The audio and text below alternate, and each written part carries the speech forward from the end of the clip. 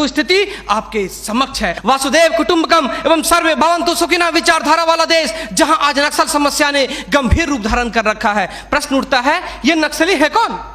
समाज के सबसे शांत, शहरों से दूर जंगलों में रहने वाले तथा खेतों के माध्यम से अपने जीवन यापन करने वाले वो लोग जो अपने पूर्वजों द्वारा दिए गए धरोहर को बचाने के लिए सरकार के खिलाफ हथियार बंद हो गए हैं और अंततः ये लोग नक्सली बनने पर मजबूर होते हैं। महोदय, आधुनिकीकरण के नाम पर उन गरीब आदिवासियों की जमीनों को छीन ली गई तथा उन्हें मजबूर कर दिया बंधुआ मजदूर बनने पर, किंतु आज उनकी अधिकारों की कोई बात तक नहीं करता। मन समर्पित, तन समर्पित और यह जीवन समर्पित। मैं पूछता हूं, देश की धरती तुझे क्या दूं, क्यों दूं और किस लिए न्यौछावर करूं अपना सब कुछ तुम पर? क्या इसलिए कि मुझे देशद्रोह जैसे शब्दों से नवाजा जाए या इसलिए कि मुझे फर्जी इनकाउंटर में मार दिया जाए? जी हां अध्यक्ष महोदय, कुछ ऐसा ही समय था जब मान्य सूबे लखन भैया सोहराबुद्दीन तथा तुलसीराम प्रजापति को फर्जी इनकाउंटर में मार दिया गया। यह कैसी विडंबना है महोदय, हमारे विपक्षी साथी द्वारा मानव अधिकार का संरक्षण किए बगैर ही राष्ट्रीय सुरक्षा की बात करते हैं। जब आम लोगों का कोई अधिकार ही नहीं हो तो इस स्थिति में राष्ट्रीय सुरक्षा का क्या मतलब? मैं पूछना चाहता हूं अपने विपक्षी साथियों से,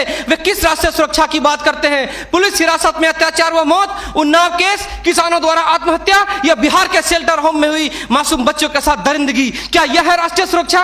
राष्ट्रीय सुरक्षा का अर्थ सिर्फ सीमा की सुरक्षा नहीं बल्कि सीमा के अंदर रह रहे व्यक्तियों की सुरक्षा से भी है। अपने हक को मांगे जाने पर लोगों को नक्सली तथा आतंकवादी करार दिया जाता है तथा यह सुरक्षा देने वाले पुजारी आईपीसी की धारा 124A के तहत गिरफ्तार कर उन्हें देशद्रोह का मुकदमा चलाते हैं, फिर फर्जी इनकाउंटर में भी मार गिराते हैं। जबकि सुनील बत्रा बनाम दिल्ली प्रशासन में माननीय न्यायाधीश ने स्पष्ट किया है कि फर्जी इनकाउंटर हत्या के समान है।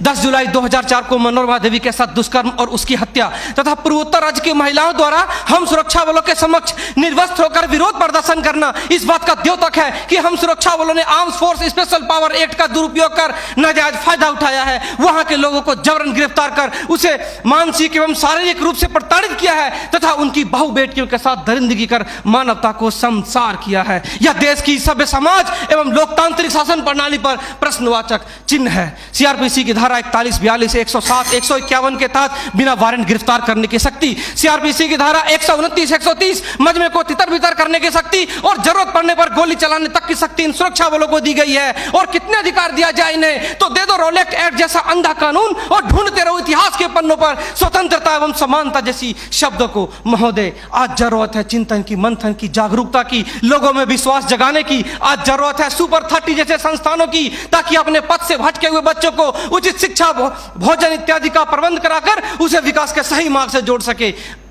अंत में फैसला माननीय निर्णायक मंडल के पर छोड़ते हुए गुरुदेव रविन्द्रनाथ टैगोर की इन पंक्तियों के साथ मैं अपनी वाणी को विराम देना चाहूंगा कि मैं जीना चाहता हूं इंसानों की फौज के बीच में, मैं जीना चाहता हूं उगते सूरज की किरणों के बीच में, सुंदरता और सुगंध के बीच में। मेरी इच्छा है काश मिल जाए मुझे थोड़ी सी जगह इन जीने वालों के दिलों के बीच में। जय हिंद,